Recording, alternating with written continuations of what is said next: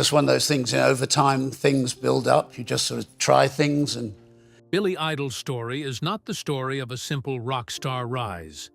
It is the story of a boy born William Michael Broad in 1955 in a quiet London suburb, who would transform into the white-haired rebel icon of MTV and pay a shattering price for every hard-fought moment of fame. He grew up moving between England and the US as a child, restless and clever, but always at odds with the quiet life his parents expected. By age 15, he had fallen in with the Bromley contingent of punk fans, idolizing the raw energy of the Sex Pistols. The bookish son of a schoolteacher and a homemaker, Billy flunked out of college and abandoned normal life for the smoky pubs and squalid clubs of 1970s London. He reinvented himself on a dare. His high school chemistry teacher once called him Idol, and the future star cheekily adopted that nickname as his surname. By dyeing his crew-cut blonde and sneering a sneer, he became Billy Idol, a brash young outlaw with inked arms and a snarl. In the late 1970s, he formed Generation X, one of the punk movement's first bands to taste success.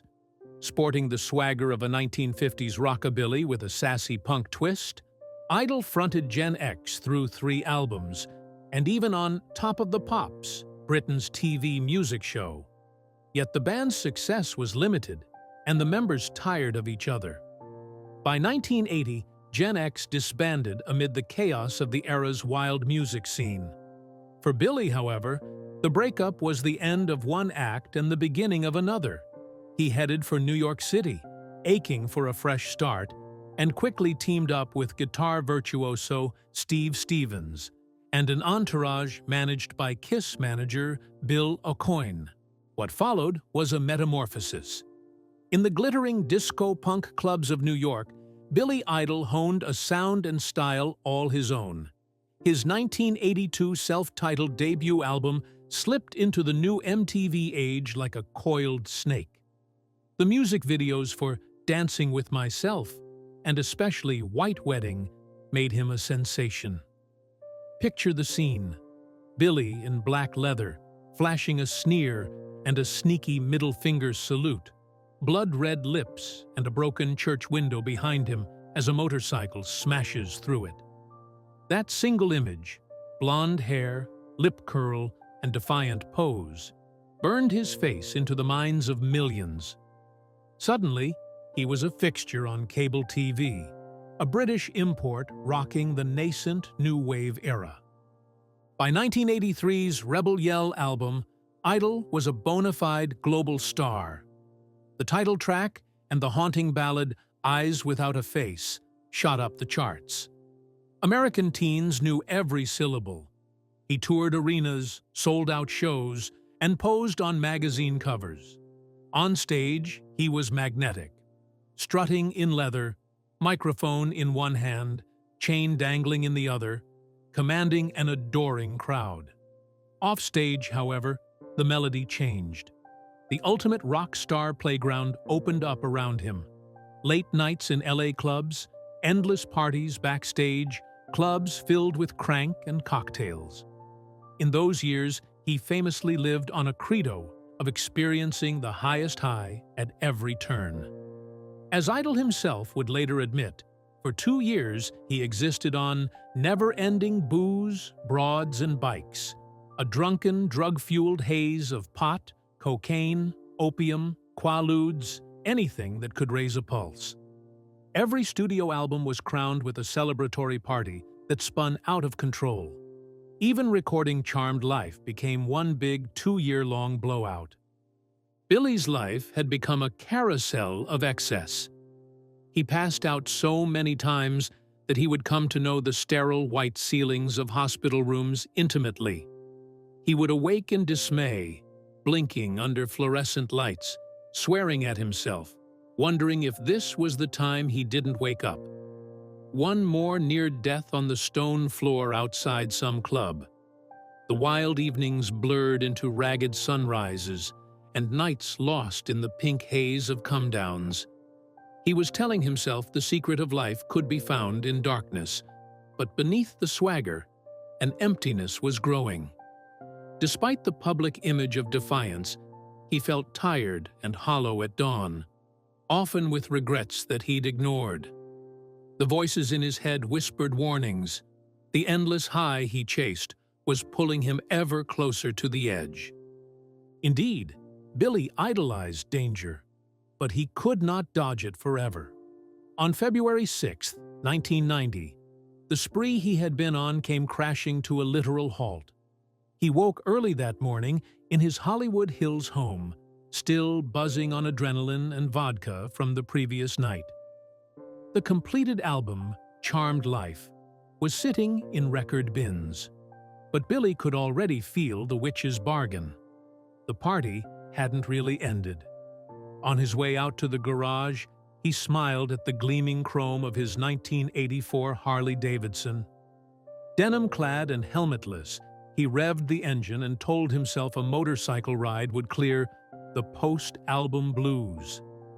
He knew he would never be completely free of that underworld inside him. He still smokes pot and sips a drink, but no more chasing that fatal high. Meanwhile, back in the outside world, Billy Idol's career entered new phases. The album Charmed Life eventually came out in 1990, grimly named, with the video for Cradle of Love carefully shot from the waist up since he couldn't fully stand. He even regained enough strength to tour again, his band straining to keep his wheelchair rolls and crutches from ruining the rock image. Oliver Stone had cut Idol's role in The Doors to a cameo, and James Cameron had recast the villainous T-1000 from Terminator 2 because Billy could no longer handle the physical demands. Yet Billy did try to move forward. He married his music with a newfound maturity, even exploring trends. He famously tried to reinvent himself as a techno-rock artist in the mid-90s with the album Cyberpunk, a move that flopped spectacularly. It was as if the old gods of rock were punishing him for straying. For much of the 90s, he withdrew, focusing on family. He was still not married, but he was a father to his son Willem, born to his long-term partner Perry Lister, and his daughter Bonnie from a previous relationship. He realized that continuing to live like the punk icon would only leave them fatherless. In 1994, his life nearly ended again. He collapsed outside a nightclub after an overdose.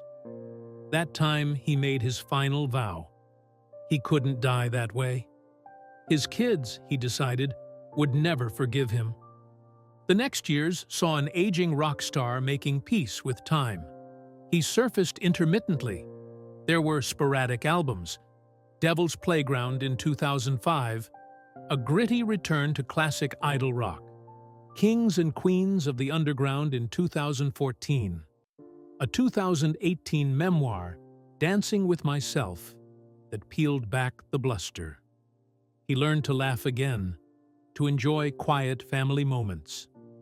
By the 2010s, he was a doting grandfather, a role he embraced with warmth, the complete opposite of his wild youth persona.